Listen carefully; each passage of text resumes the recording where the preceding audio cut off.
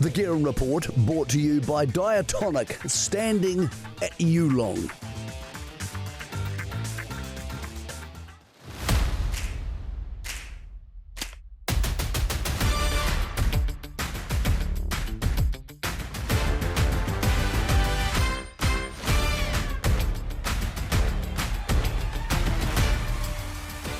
Kia ora, good evening. Welcome to the Guerin Report as we count down to the pointy end of the Ellerslie season. Coming up this week, we have the Oaks. Of course, a couple of weeks after that, we head to Champions Day.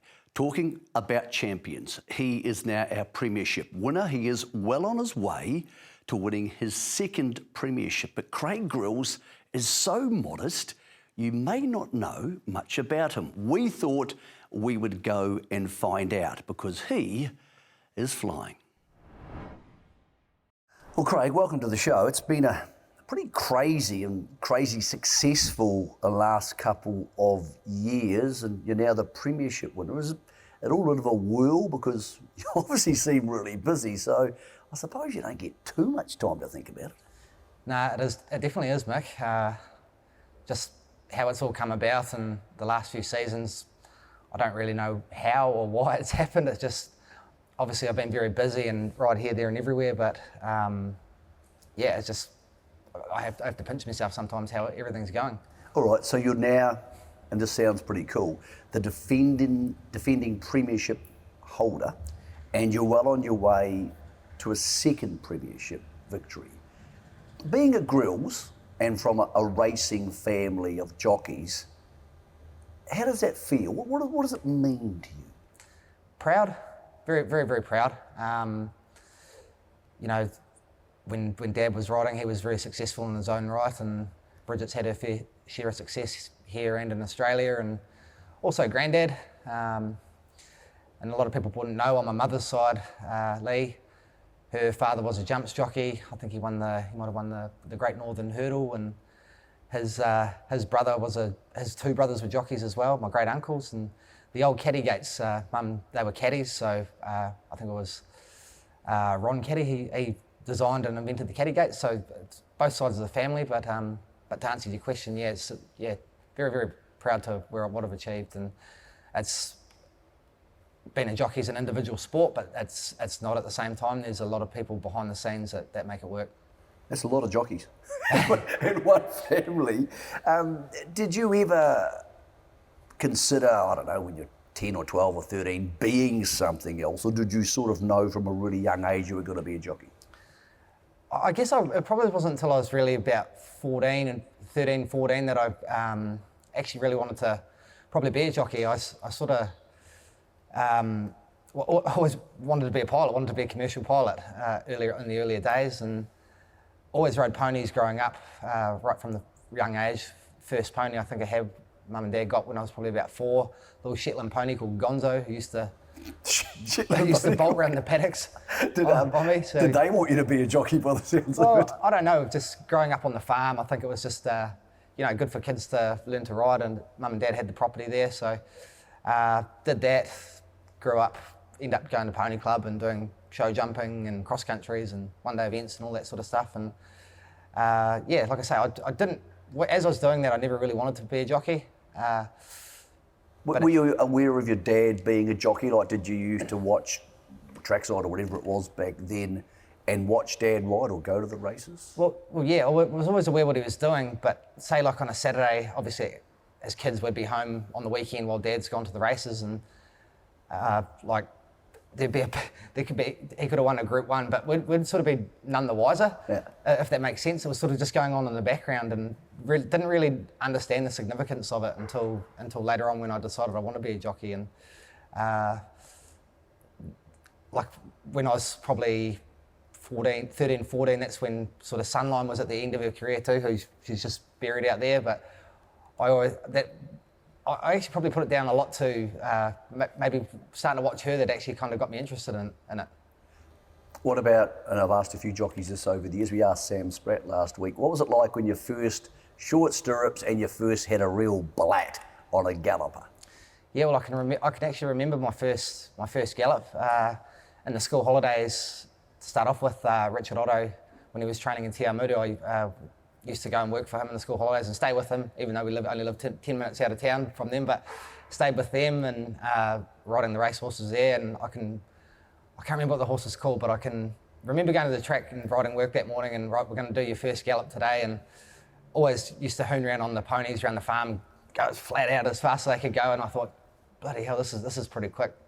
And I can just remember doing my first gallop and thinking, holy hell, these are so much faster than the ponies. And yeah, I'll never forget that. Was it a cool rush? Oh yeah, it was like going from a little Pee-wee 50 dirt bike to a super bike, and I'll never forget that. Once that rush of adrenaline hit your brain, was that the end of the commercial pilot aspirations? I think it was, yeah. I honestly think it was, and it definitely made me more interested too. Coming into riding, being a Grylls, because it is such a well-known racing name, even more so now because of you, was the pressure, was it harder or was it easier because you did have people around you who knew what it was going to take?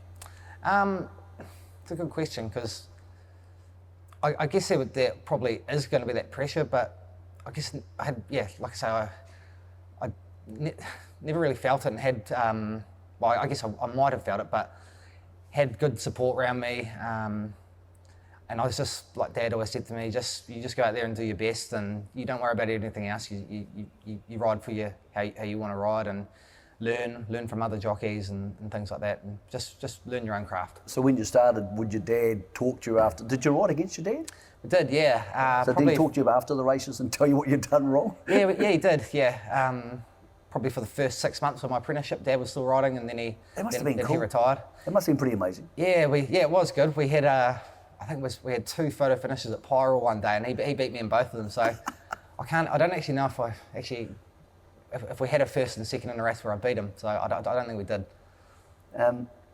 So that started out, and then where did you end up working? How did you become an apprentice and into a full-time jockey? Because the family can only take you so far. Eventually, you need a stable around you.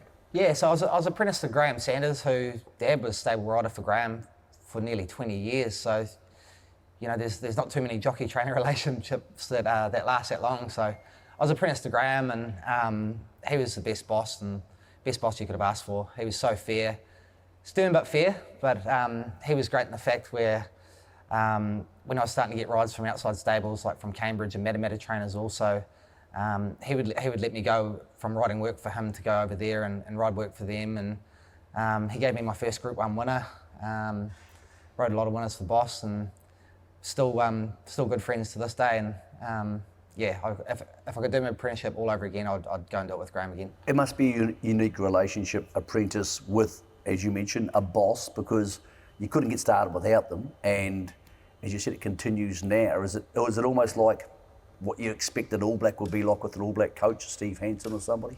Yeah, I guess so. And there was also, with Dad being Graham's stable rider for a long time, I can, as far back as I can remember, Christmas morning as a kid would go to the Sanders family before we'd go to our family and have our own Christmas thing. So I guess we're almost a little bit kind of family, so yeah. How were you as a young rider, say for example, when you were 20 and when you were getting through your apprenticeship and coming out the other side? Were you a confident rider? Were you a strong rider? Did you feel like you were a natural rider? Not really, to be fair. When I finished my apprenticeship, I moved to Matamata, just as being the big horse population there, and did a lot of riding for Mike Moroney. It was probably the main reason. Went there. He took me to Brisbane on loan when I was an apprentice, and I wouldn't say I was the most confident. I probably did doubt myself at times, which probably, you make silly mistakes, and I probably, obviously wasn't winning as many races as I do now. So I think it's just in a sense, it's a like confidence thing. That it's like any trade, I guess. The more you do, if you get success, it builds confidence and you learn from it. And like a snowball effect. Like a snowball effect, yeah, 100%. During that time as an apprentice, you had one of the most daunting experiences I would imagine a young rider can have. You rode for Bart, Cummings in a Group 1 race.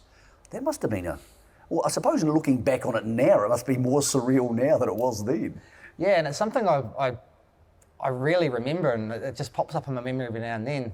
As I say, when I was in Brisbane on loan to Mike Moroney for the Winter Carnival, the Cummings stable was right next door to us, and we'd work Mike's horses, and then I'd go and do one or two for them every morning. And one day at Doomben, I got asked if I could do a track gallop for them first in between races, and it was, I think it was called Roman Emperor, I think it was.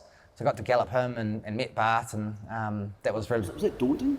Yeah. Did you understand at that time who Bart Cummings was? I knew exactly who he was, and it was real daunting, and I did the gallop, and then their stable foreman, Richie Fleming, asked me the following week, said, I believe it might have been the BTC Sprint, I can't remember exactly, I think it was about 2008, and they said, we've got a mare fresh up in here who, she won the Tats Tiara the year before, Russeting, I believe her name was, and Mr. Cummings would like to give you a ride in a Group 1, so I couldn't believe it. So she was fresh up in a sprint race where she was, probably suited to a further trip, but got a good run from what I can remember, and she finished probably just behind midfield, but that was a pretty cool experience in itself.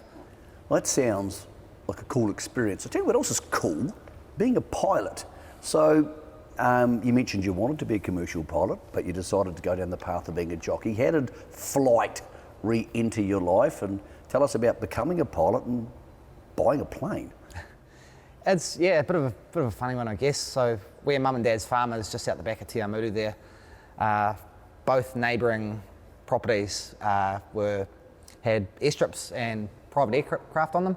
John Hanson on one side, he had his strip, and he's an aircraft engineer, and he had one. And our other neighbour, Philip Jones, he was a commercial pilot, but he had a Cessna just for his pleasure craft, I guess you could call it, at home. And right from, I think, I'm sure Mum could confirm it, from probably about the age of 3, luckily we lived on a quiet rural road, I used to get on my trike and duck off out the gap and head down to their place and ask if I could go for a ride, and just annoyed the hell out of the neighbours right from a young age, just getting rides in them, and it just got me interested. And you just loved the planes? Yeah, just flying and just the experience of it. And then I guess from maybe the age of 12 onwards, started buying, with my saved up money, remote control planes. Used to take the tractor with Dad's topper down to one of the paddocks in the farm, mow an airstrip, then get the lawn, then to make the farm's grass short enough, then I'd take the lawnmower all the way down the back of the farm, mow it properly so it was short and proper, and then I'd have me remote control planes out there, the little nitro powered ones. And when I was it's probably about 14, maybe 15, got my learner's car licence, and Mum would have to accompany me because obviously I'd been on my learners, but we'd go out to Te Kuiti and I'd have flying lessons out there. And at 15? At 15, wow. Yep. You can't go solo until you're 16, but I did as many lessons as I could. So pretty much when I was 16, I think it was on my 16th birthday, I went solo on my 16th birthday, and then just kept working away at it, and had my full pilot's licence at the age of 17, when you're legally allowed to hold one. What's it like when you're up in the air by yourself, or it's the most peaceful when you're just cruising along? Oh, I love it. It's just, it's one of my releases to get away from everything. You know, if you're a bit stressful or, just whatever, just because you've got to concentrate on what you're doing, obviously, and it's good, and it's fun. It's like, it's fun in the fact where you can, like my plane I've got now, last summer, we had a quiet week. A couple of my mates we threw the golf clubs in one day, 3 of us put our golf clubs in, flew up to Keri, went and played Waitangi, flew back that afternoon. So next day, I think we went to Gisborne the next day, had a round of golf down there, flew back. Just, it kind of sounds a bit show-offishy, but it's kind of like we've got it here, and it's good fun, and just a good way to enjoy it. You ever had a fright? You ever had, I don't know, turbulence which was a bit iffy, or something cut out when it wasn't supposed to? I haven't had any major scares to be as such. I mean, you mitigate any danger factors, like if it's bad weather, you won't go out. A bit like boating, if in doubt, don't go out. But have had a couple of experiences where we've got into some absolute terrible mountain wave, which makes it for a very, very interesting ride, and everything's flying around the cockpit, and you've got white knuckles holding onto the controls, and yeah, It's not pleasant, yeah. Does anything about being a pilot help you be a better jockey or understand anything about where not to go, where to go, momentum, speed? I guess so. Yeah, well, that's a very good point. There's more to just flying a plane than flying a plane. There's a lot of theory, and you've got to study weather and the physics of how everything works and adding more weight and how things are going to work and inertia. You're always thinking ahead. You're always thinking of the next step, which is a big part of being a jockey as well, I guess. You're not just seeing what's happening in front of you at the time. You're looking for the next move and what's going to happen, I guess. And yeah, it keeps the brain working, that's for sure. There's a lot going on upstairs there. Yeah, there is, yeah. Yeah, one place you seem to love going is the Necky, and you become really good mates with Robbie Patterson.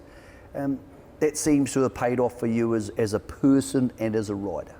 It has. I think the first time I ever rode a horse for Robbie was probably only about 4 or 5 years ago. I'd never ridden a horse for him up until then. The first horse I rode from was Coventina Barnes, and she won, and things just sort of snowballed from there, and he seemed like a good bugger, and we got on well, and I'd start going down there and doing jump outs, and I think that opened up a lot of doors too. I think at the time I'd never ridden a winner for Alan Sharrock at the time either, and I'd do jump outs and do some for Robbie and do some for Alan, and I think I've got the strike rate I've got between them, I think it's nearly 1 and 4 a piece between those two riders. Bill Thurlow also. It's opened up a lot of doors, and I've made a lot of friends down there, and yeah, I love going down there. They're all good people down there. Okay, you mentioned Robbie, who likes a beer, like many of our viewers, and so does Alan Sharrock for that matter. Is that something you need to be careful about? Are you a person who can have a celebratory Saturday night because your weight isn't too bad? Because some of the jockeys, if they have a big Saturday, it makes it tricky for Wednesday. Yeah, well, it does. Yes, that's a yes and no question. It depends. How like during the summer when I'm so busy, my weight's normally pretty good.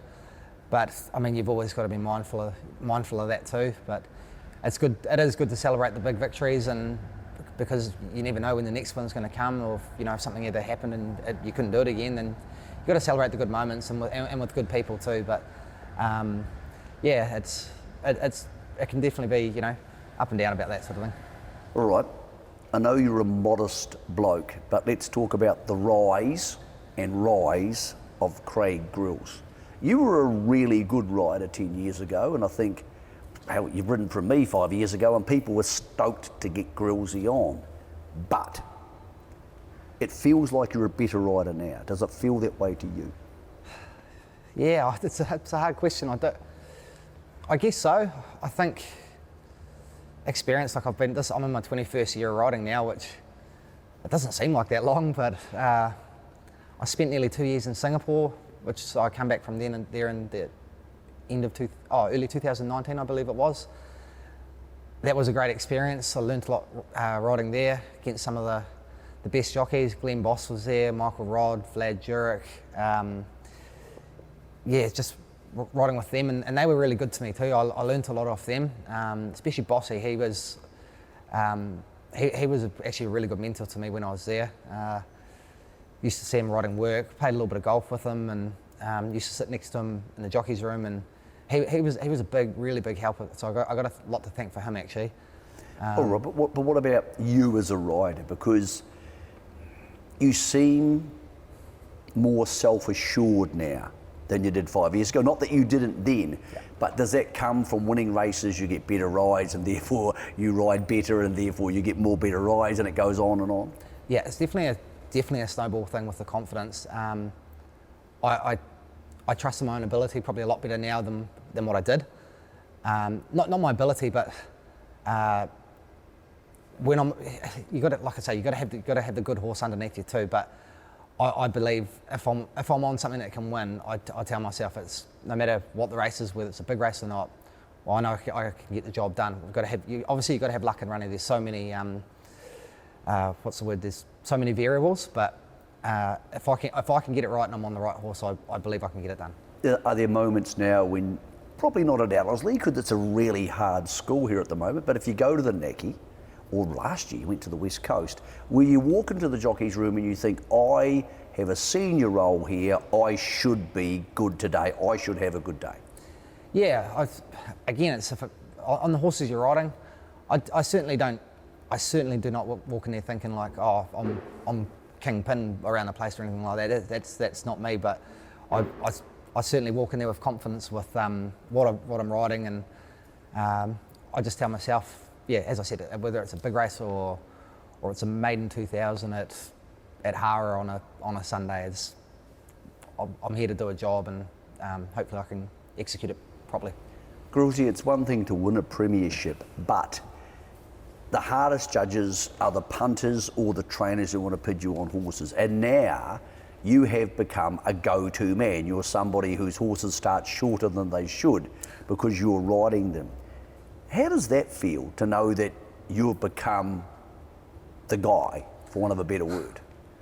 Yeah, I guess my own, like deep down, it kind of, well, not irritates me, but I feel like, oh, it feels a bit cliche sort of thing, but it's not a bad thing at the same time. But yeah. Are you aware of it? Are you aware of the fact that, I do, and I don't say this disparagingly to the former Craig Grylls, but people view you differently now?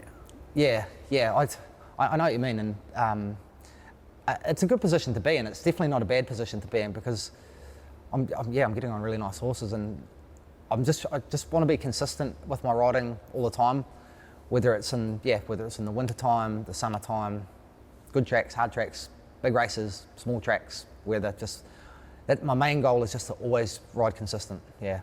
Is it tiring? Because you seem to ride a lot. Like, I open the TAB website on a Wednesday or Thursday, and here you are going around again, and you do travel a lot. You don't do the South Island that much, but you're very busy. Is that tiring, or does it come down to being organised to be able to fit all that into your life? It's definitely a lot of organising. I guess at the end of the day, I love what I do. I really love what I do, and to me personally, it kind of feels like if I didn't do as much as I could, I'd be resting on my laurels a bit. I just don't like being idle. I'm a very busy, active sort of person as it is, and I know, like, I don't think I'm old by any means, but I know I can't do this job for forever either. So I want to make the most of it while I'm still able to do it, and especially while things are going good. I want to take the bull by the horns and make every post a winner, as they say. You're well on your way to your second premiership. You're unbackable to win a second premiership. What would you like to achieve next? Like, what's the dream list stuff for a jockey who's now going to win 2 premierships and's won a stack of Group 1s? What's the next level?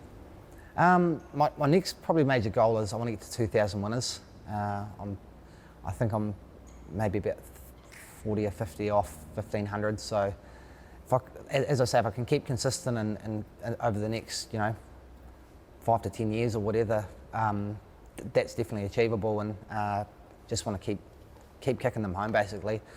Winning races for good people. I get a lot of enjoyment out of seeing when you come back to scale and you're just about to get off the horse and you see all the owners standing there in front of you. I get a real kick out of that, seeing everyone happy, and just the joy of winning. I really do get a good kick out of that. Talk us through a couple of the special wins. I know, like a Lucy in the Oaks last year for Robbie and its owners, and obviously a very hot favourite was something really special to you. You've had a hot favourite in a derby here, an orchestral, which must have been incredibly special. What are some of the ones, the horses or the wins that are stuck in the heart more than usual? Yeah, there's definitely those two. I actually think I'd have to put like Lucy as the top one. Just being for Robbie and the relationship we've formed, the pressure going into that. I won't lie, normally most race days and most races, even big ones, I feel I keep a pretty cool head. I was shitting myself before that one, to be fair. $1.30, there was just so much going into it, and I don't know if you ever see the replay of my face going across the line. It was more relief more than anything. It was like, oh, thank God that is over. And orchestral here in the derby was exactly the same. I think I was crapping myself nearly equally as much, but I just tried to just do my job, tell myself it's just another race, just do your job and get the job done. The luxury I had with her winning the derby here was she had it won at the 200 metres, so that made it a lot more easier. But there's so many, Mick. Just good races, and my first Group 1 was as I said, was for my boss, Past the Post. He was an untapped horse that we never really got to see the best of. His record, he broke down twice and he just never come back, which was unfortunate. But I don't know, recently I had my first winner as an owner, as a thoroughbred owner who Robbie trains, and I've got, there's a bunch of good people in that, and I've got some of my other good mates, Kurt Hillis and Dylan Ferguson, got them involved as well, and that felt like winning a Group 1. It honestly did. It was really good. So there's so many good moments. Who are the toughest rivals as a jockey? Who are the people that you either want to be following in a race or you don't want following you? Good question. There's a lot out there. Opie's definitely one. He's if you're following him, he's going to take you the right places, and if he's following you, he's the choo-choo train. Just recently here in the Aotearoa Classic, Hinikaha, she's kicked clear, and I thought, I'm home here. And then before you could even tell there was something coming, I could hear, and I was like, oh, here comes Opie, because he always makes that sound. Is that him whizzing the horse That's up? him whizzing his horse along. So before I could even tell there was one coming, I could hear, oh God. Oh no. Keep going. But him, Michael McNabb, he's a tough, fierce rider. But tough, but fair at the same time. He will never put you in danger.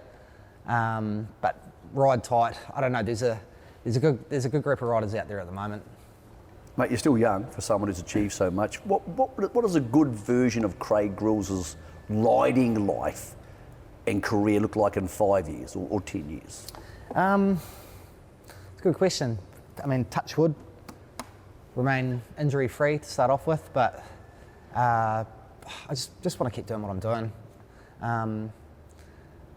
Like it's winning the Premiership last season and hoping to do it again. It's always kind of in the list of achievable things I'm wanting to do, but the travel I do and week in, week out is not for that particular reason. It's just for what I'm doing. So I'm just going to keep doing what I do, and as I say, I just want to just remain consistent and just keep getting winners for good people, and yeah, as I say, I love my job, so I just want to keep doing that. Mate, I'm sure the family's super proud of you, all your mates are proud of you, plenty of people in the racing industry proud of you, mate. Yep. Thanks for coming on the Guerin Report. Thanks so much, mate. The rise of Craig Grylls, and you get the feeling he's so dedicated he hasn't reached the summit just yet. Next week on the Guerin Report, we look forward to seeing you at 8 p.m. on Monday night. Once again, join us for some great racing stories. Trackside and trackside.co.nz.